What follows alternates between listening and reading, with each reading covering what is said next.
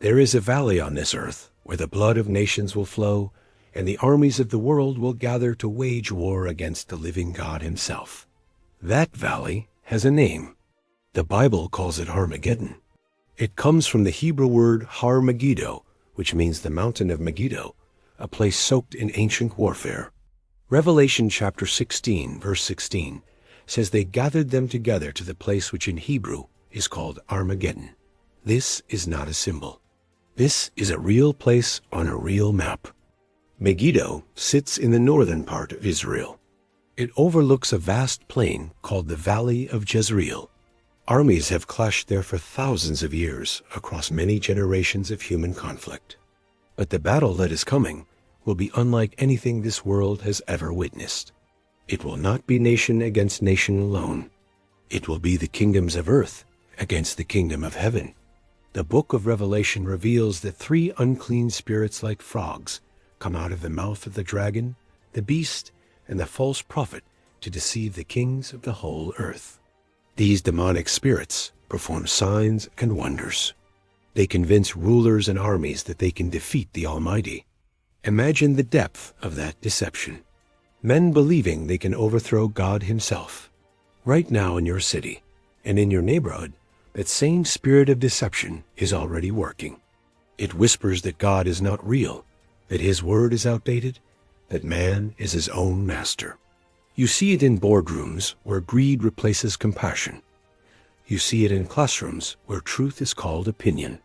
You see it on screens that flood young eyes with darkness and call it entertainment.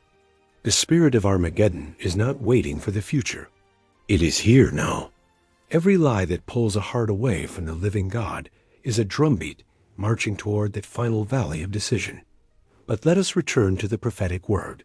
The prophet Joel spoke of this day centuries before John wrote the Revelation.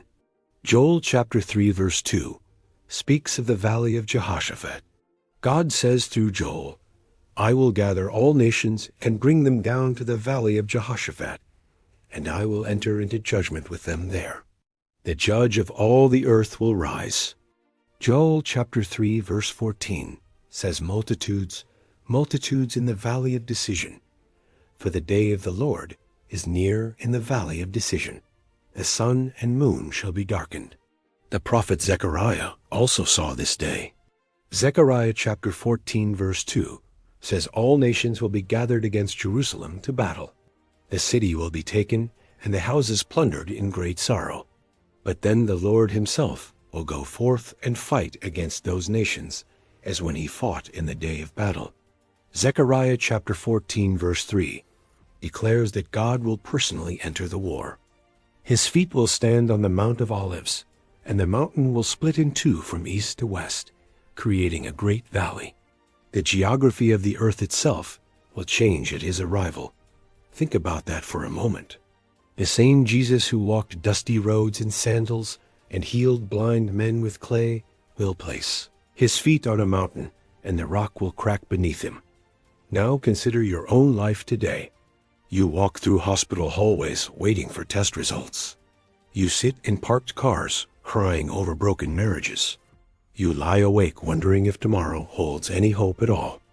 The same God who will split a mountain is the same God who stands beside you now in your ordinary, painful, beautiful, complicated life. His power has not diminished. His love has not grown cold. Revelation chapter 19 gives us the most glorious picture of the return of Christ. Heaven opens and a white horse appears.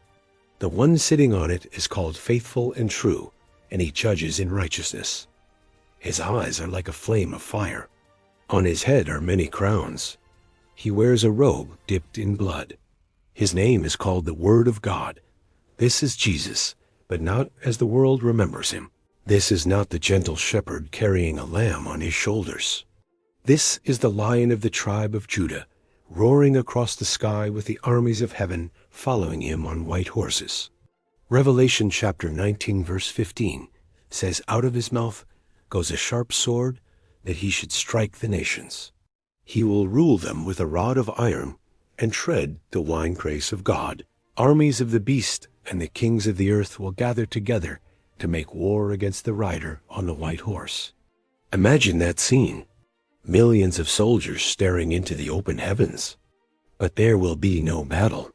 The war ends before a single arrow flies from human hands. The beast is captured. The false prophet is seized. They are cast alive into the lake of fire. Revelation chapter 19 verse 21 says the rest were killed with the sword that came from the mouth of the rider on the horse. One word from Jesus ends every rebellion on earth. That is the power of his voice.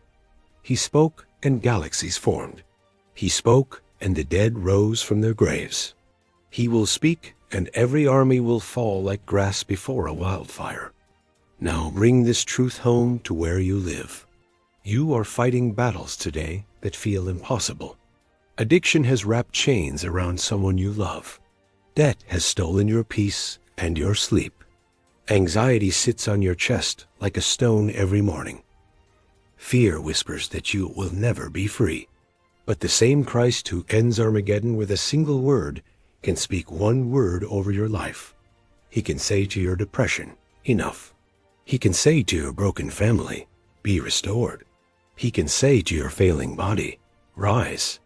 Do not underestimate the power of the voice of the living God. The prophet Ezekiel also saw the final conflict. Ezekiel chapters 38 and 39 describe a massive invasion led by a figure called Gog from the land of Magog against the people of God. God says in Ezekiel chapter 38, verse 19, that in his jealousy and blazing wrath he will bring a great earthquake. Fire and brimstone rain from heaven upon the invading armies that day. Every wall will fall. Every weapon will fail. The birds of the air and the beasts of the field will feast upon the fallen. God will magnify himself and show his holiness before many nations. This is not cruelty. This is justice. A holy God who has waited patiently for centuries, who has sent prophets and preachers and his own Son, will finally close the door on human rebellion forever. Walk into any church today, and you may hear soft messages about self-improvement and positive thinking. But the Bible tells a different story. It tells of a God who burns with righteous fury against sin. He is patient, yes. 2 Peter chapter 3 verse 9 says he is not willing that any should perish, but that all should come to repentance. But patience has a boundary, and that boundary is Armageddon. The same grace that holds the door open today will one day close it forever. Noah preached for 120 years, and then God shut the door of the ark, and the rain came. Daniel the prophet also saw these final events. Daniel chapter 11 verse 40 through 45 describes the king of the north and the king of the south clashing in the time of the end. Armies sweep through nations like a flood. Countries fall overnight.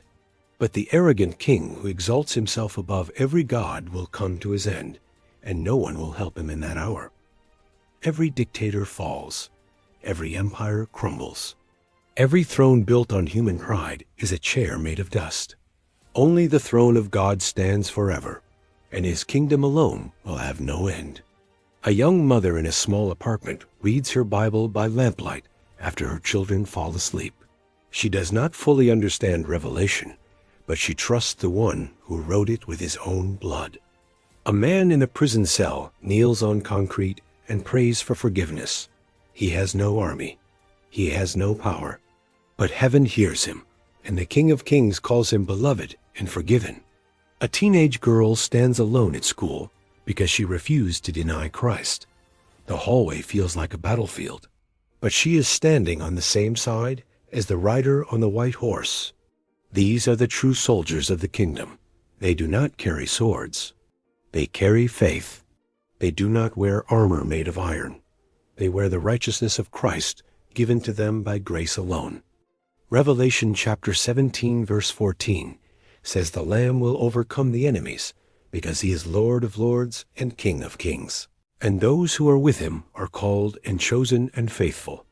Called, chosen, faithful. That is your identity if you belong to Christ.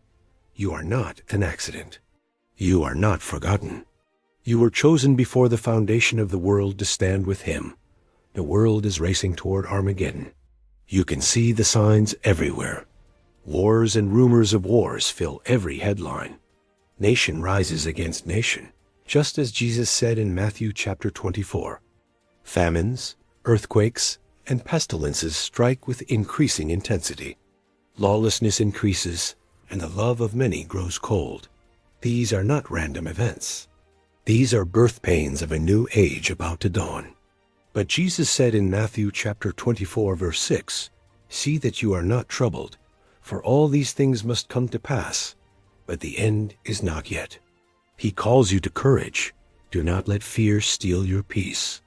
Do not let the headlines drown out the voice of the Holy Spirit whispering, "I am with you always, even to the end of the age, says your Lord." The battle of Armageddon is not a reason for terror. It is a reason for hope. It means evil does not win. It means injustice does not have the final word. It means the King returns. Every hospital bed where a saint suffers in faith will be redeemed. Every tear shed in a lonely prayer room will be wiped away. Every wrong done under the sun will be made right at last. Revelation chapter 21 verse 4 promises that God will wipe away every tear from their eyes. There will be no more death, no more sorrow, no more crying, and no more pain forever. That is the world that waits on the other side of Armageddon. Not destruction without purpose, but cleansing that gives birth to an eternal kingdom of peace, joy, and the presence of God himself. So what must you do today? Repent, believe, surrender your life fully to Jesus Christ. Do not wait for another sign. Do not wait for another sermon. The door of grace is open right now. Romans chapter 10 verse 9 says, "If you confess with your mouth the Lord Jesus and believe in your heart that God has raised him from the dead, you will be saved." That promise stands.